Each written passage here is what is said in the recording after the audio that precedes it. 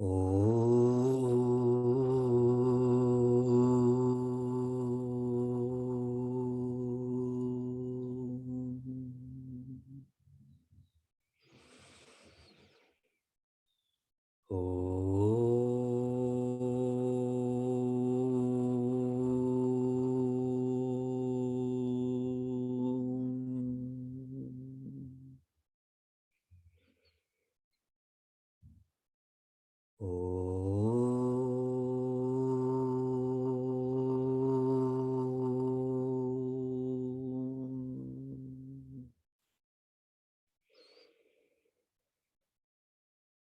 Satchidanandarupaya Vishwotpatyadihetave Tapatraya Vinashaya Shri Krishnaya Vayam Numaha.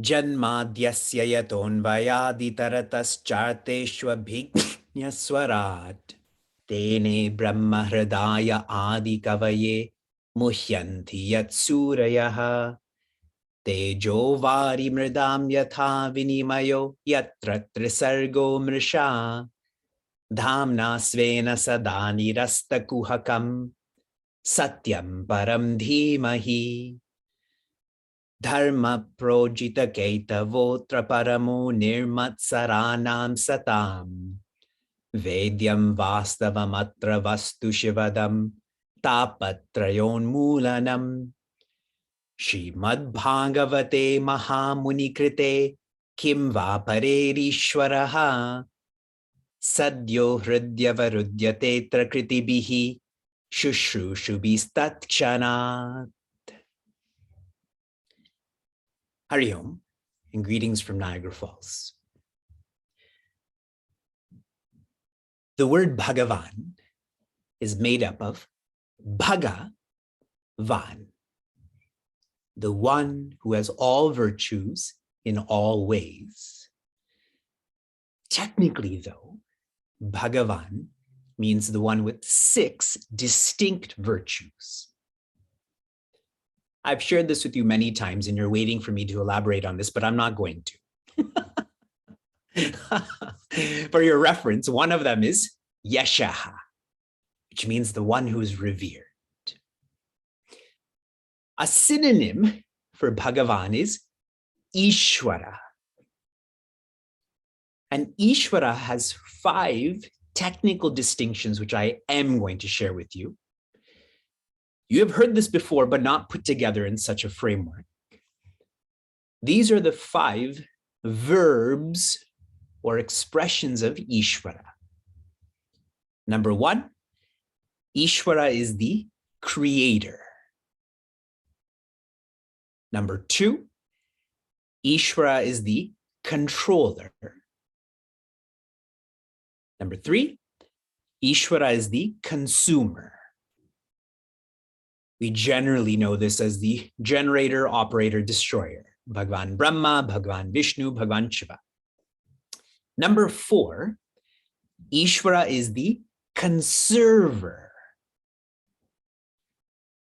And number 5, Ishwara is the corrector.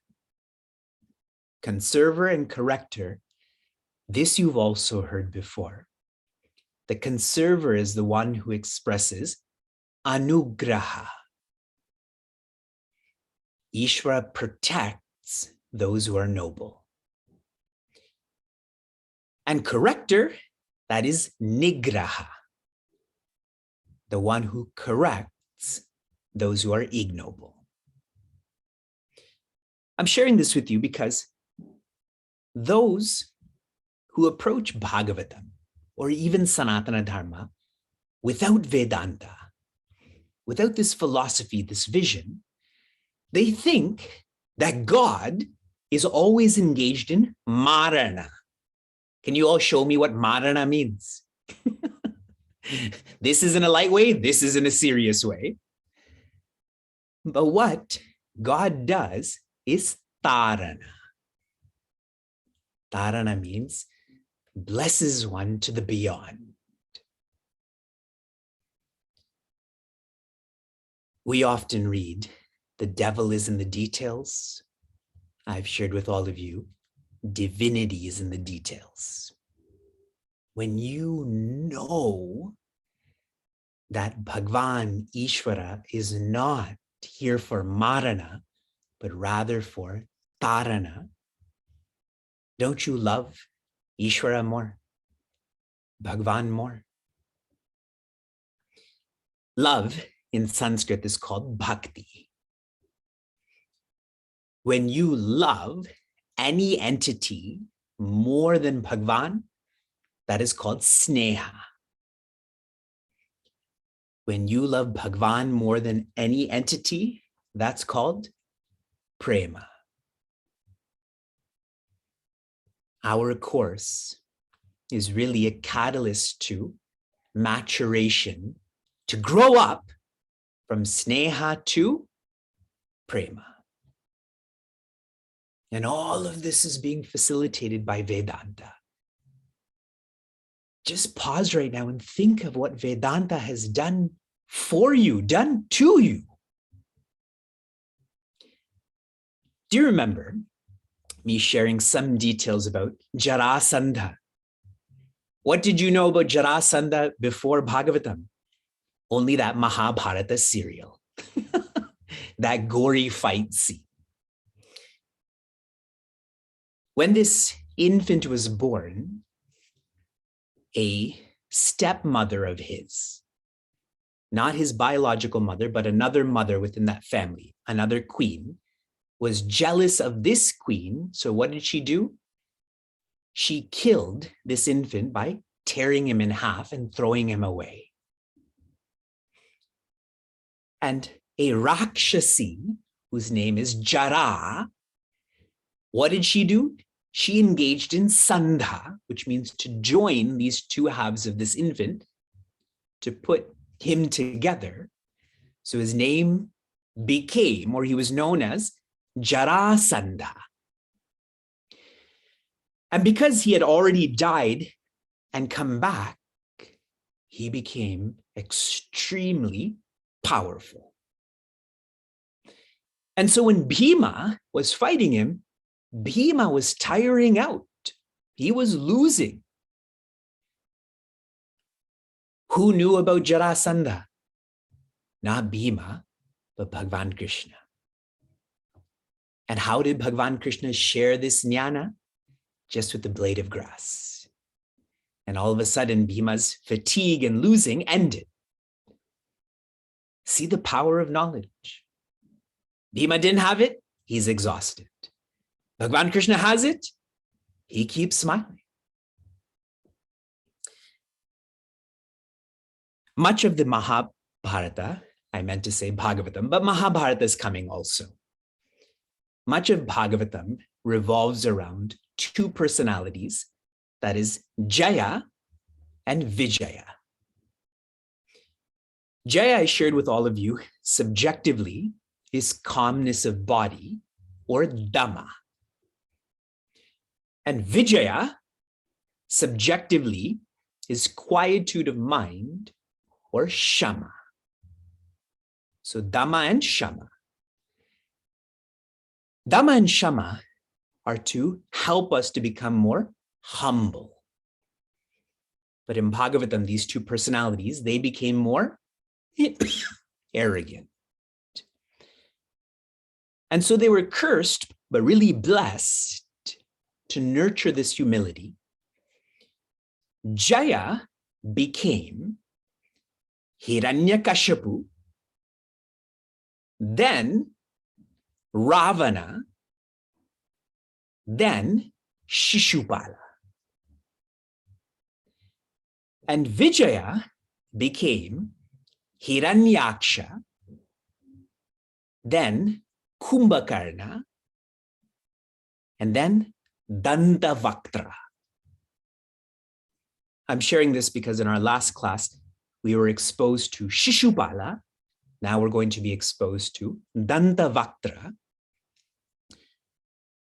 Shishupala's family, his mother particularly, was given a bond that he can commit 100 offenses against Bhagavan Krishna openly. But any more than that, he will need to be corrected. Nigraha. With the 101st offense, what happened? Bhagavan Krishna corrected him, and it was like what Bhagavatam shares, a comet or a meteor falling to earth. That Jyoti that was inside of Shishupala merged with Bhagavan Krishna. So now tell me, did Bhagavan Krishna engage in Marana or Tarana? Tarana. And you are not Shishupal. And he got Tarana. Our fate is much more positive, assured. What was unique about Shishupala is the intensity with which he hated Bhagavan Krishna. That intensity in the language of development is nididhyasana. Nididhyasana means nitaram dhyaihi, to constantly contact. Who is Shishupala always thinking about? Bhagavan Krishna. Who is he always talking about, even with negative adjectives? So even if one says, Saki, Bhagavan Krishna, he still did say Krishna, correct? The one who doesn't follow dharma is Bhagavan Krishna. He did still say Krishna. And his actions were directed towards that too. Nididhyasana is the final sadhana before moksha. Are you catching all of the layers of Bhagavatam? That this is much, much, much more than a katha.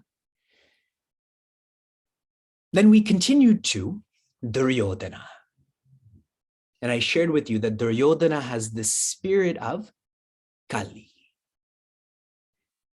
What does Kali mean in a most universal way? Selfishness. Selfishness. Duryodhana's fabric was of selfishness, which is why his name means the one who is difficult to fight. Tell me, who is most difficult to fight? And don't say Duryodhana. I don't want technicalities. Who is the most difficult to fight?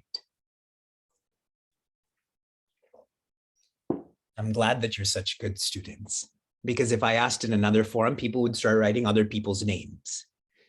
My cousin, my neighbor, the person who's not selling me this land. It is our ego. The ego incubates selfishness, and this naturally expresses as jealousy. Duryodhana is selfish, is egotistical, but we come to know him mostly to be jealous. And that's why when Bhima, etc., were laughing at him, he became angry and left that celebration. I've shared with all of you in different ways. Those who don't laugh at themselves, what does the world do? Laughs at them.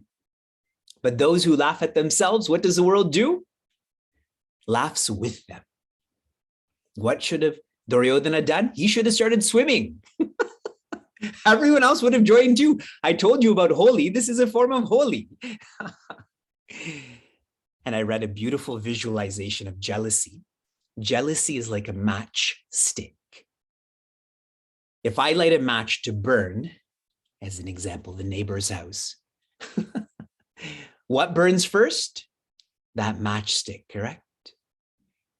If I'm jealous, I burn first, then I put that fire on you. That completed chapter 75. We continue to chapter 76, 77, and 78. There is not a significant amount of Vedanta. This is more Katha, so we'll move fast. In chapter 76, after Shishupala was corrected, he had a friend named Shalva. Shalva. And he hated Bhagavan Krishna as much as Shishupala. See the power of dusanga. When I complain about someone, you may not even know that person, but you'll start complaining about them too. Yeah, they're like this. So Shalva. And Shalva, upon the death or the correction of Shishupala, wanted to exact revenge on Bhagavan Krishna. So he started to engage in tapa towards Bhagavan Shiva. And how he did this was, every day he would only eat a morsel, like this amount, of sand. He would eat a morsel of sand and focus on Bhagavan Shiva. Now, a name for Bhagavan Shiva, another name is Ashutosha. Ashu means fast, and Tosha means pleased. So Ashutosha is the one who is easily pleased. Bhagavan Krishna came to Shalva and said, "What do you want?" And Shalva said, "I want a weapon by which I can fight Bhagavan Krishna and his family. And specifically, this weapon should be malleable." So Bhagavan Krishna, Bhagavan Shiva, blessed Shalva with Saubha. Saubha is this chariot that can go on water and land and air. It's a very shady chariot. It's invisible, it has dark power, and on and on and on. And with this, Shalva in Saubha started to attack Dwaraka and destroying the outer parts of the city, getting into the city. Now tell me, where is Bhagavan Krishna? He's in Indraprastha with the Kauravas and Pandavas. So Shalva took this opportunity to attack Dwaraka, but in Dwaraka, Bhagavan Krishna's child is still there, Pradyumna. So Pradyumna starts to protect Dwaraka, and that's all that happens in this chapter. Okay? I'm going to add an element of Vedanta here that's not in the chapter. Hatred is endless. This scheme of hatred goes from Paundraka to Shishupala to Shalva, Sundantavaktra. Hatred is endless. What we can do if we're feeling hatred is to shift from the symptoms to the solution. And what I mean by that is, if I hate someone or something, I keep focusing on the symptoms, which means the weaknesses of you or this thing. You didn't do this. Why do you do this? How come this doesn't happen? But the solution is, instead of finding ways to hate you, the solution would be to find ways to not love you yet, but at least like you. So to focus on strengths of another person, of another article, circumstance, and so on. Yes. In such a micro example, the coronavirus has brought us all together. Agreed? Undoubtedly, there's reasons to hate the coronavirus. That's so obvious. But why be consumed by that when we can shift to the solution, that it's bringing our community together? It's helping us help society. We continue to chapter 77. Shalva and Pradyumna are fighting. And this fight is now in its 27th day. And Bhagavan Krishna senses that a matter is happening in Dwaraka. So he and Sri Balarama leave Indraprastha and come back to Dwaraka and they see such destruction. So Bhagavan Krishna tells Sri Balarama, you go in Dwaraka and you start protecting Dwaraka. I will start to correct Shalva. And there's a lot of details that are shared about Bhagavan Krishna's weapons. And this is just interesting. I'll read this out to you. Bhagavan Krishna's charioteer's name is Daruka. Bhagavan Krishna's charioteer's name is Daruka. You can name your car Daruka, okay?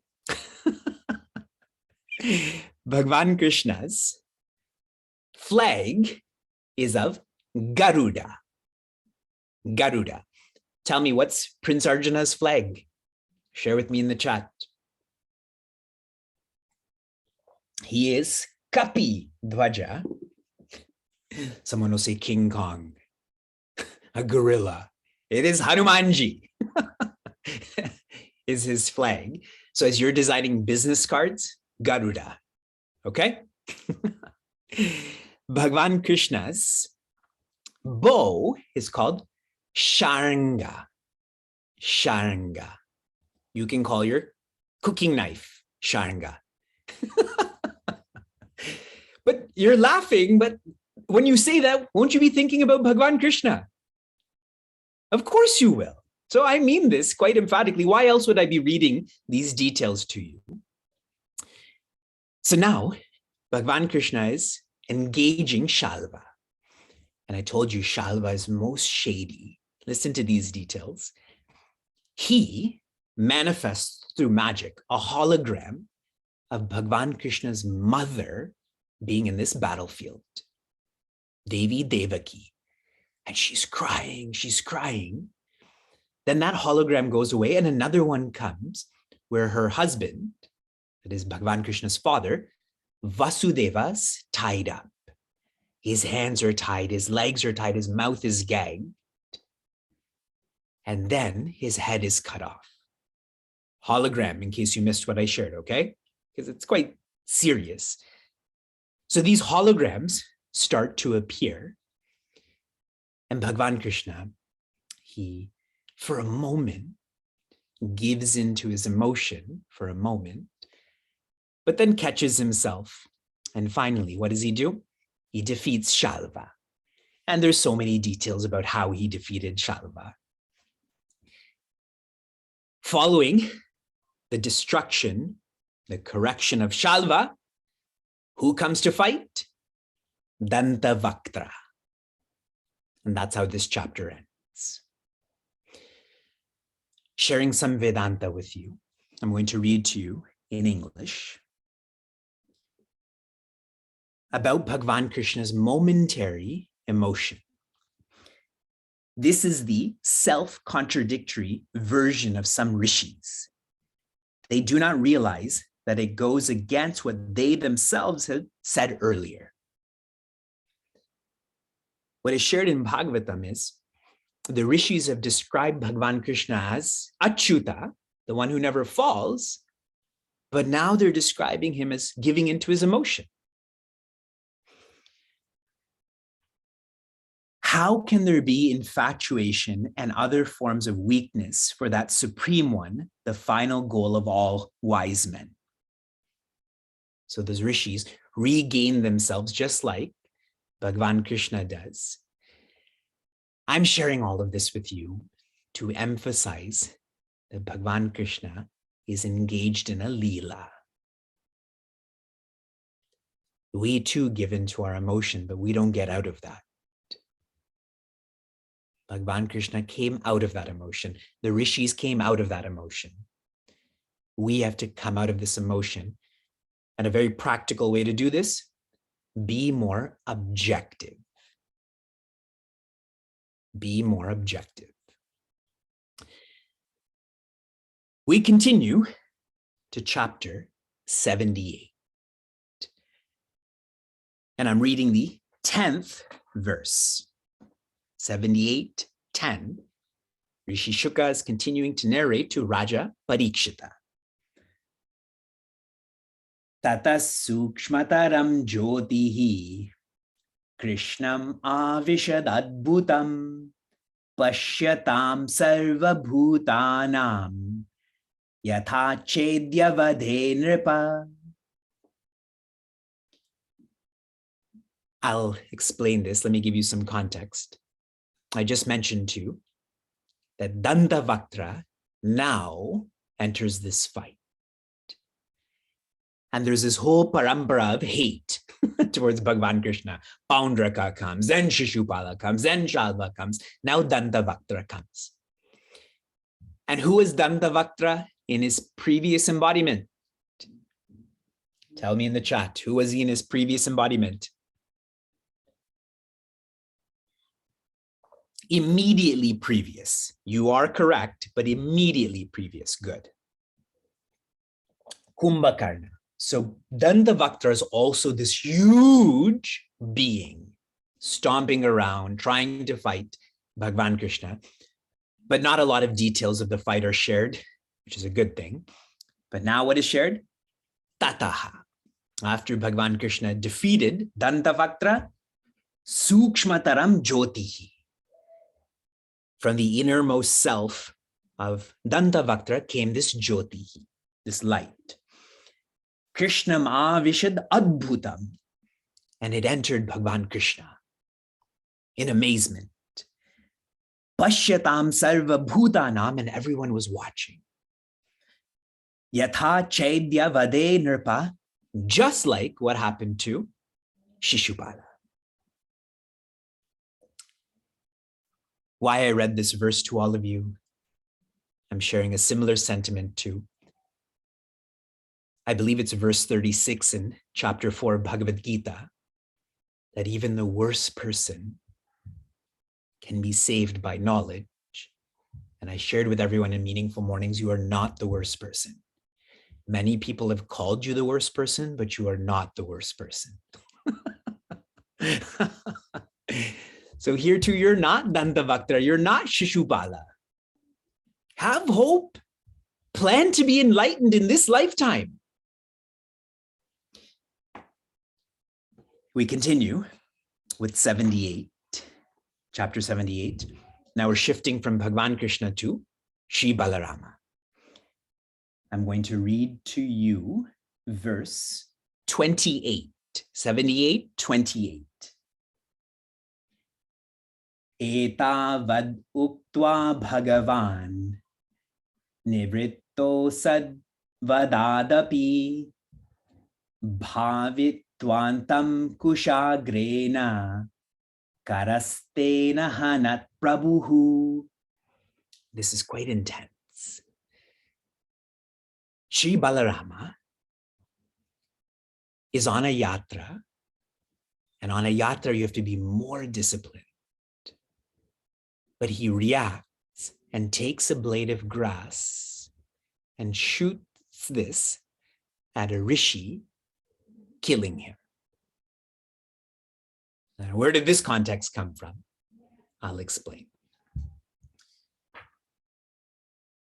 Preparations for the Mahabharata war are being made. I told you that Duryodhana left. When he left, what did he do? Started preparing for war. The Pandavas are doing so also.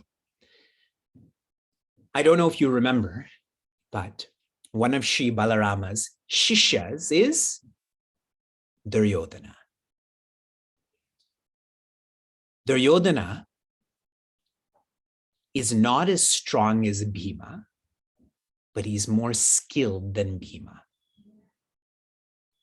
In reference to body and mace, Bhima is stronger, but Duryodhana is more skilled. Why? He learned from Shri Balarama. So when this Yuddha is about to happen, Shri Balarama feels for both. So he says, I am neutral. I'm not going to participate. So he goes on a yatra. On his journeying, he finds his way to Naimisharanya. Do you all know where you are right now? You, me, we're in Naimisharanya. I told you this home we've named as When I say we, I mean Vivek. When I say Vivek, in Vivek's mind, this is Naimisharanya. And there, Shri Balarama is greeted by Rishi Shaunaka and others. The only one who does not greet Shri Balarama is Rishi Roma Harshana. All get up, all fold their hands, other than Rishi Roma Harshana. And when Shri Balarama sees this, I told you he reacted. And what did he do? He took this blade of grass, shot it at Rishi Roma Harshana, and killed him. Part of the reason for which Shri Balarama reacted is that Rishi Roma Harshana is a disciple of Rishi Vedavyasa. So his point is that he should know better than not to get up when I come. Now, upon the death of Rishi Roma Harshana, Rishi Shaunaka and others, they're feeling very sad.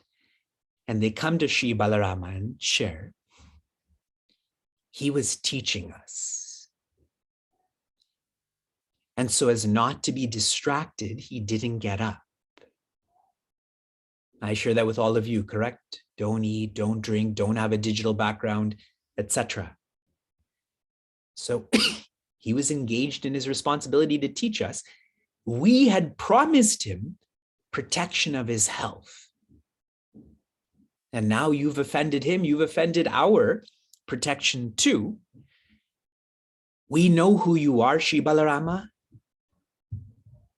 that you're here to support Bhagavan Krishna. At the same time, you are to lead yourself and lead others. So you should engage in prayashchitta karma, which means you should repent or atone for what you did. And Shri Balarama says to those rishis, number one, and I'll read it to you in English. Lord Balarama said, I shall do expiation for the slaughter.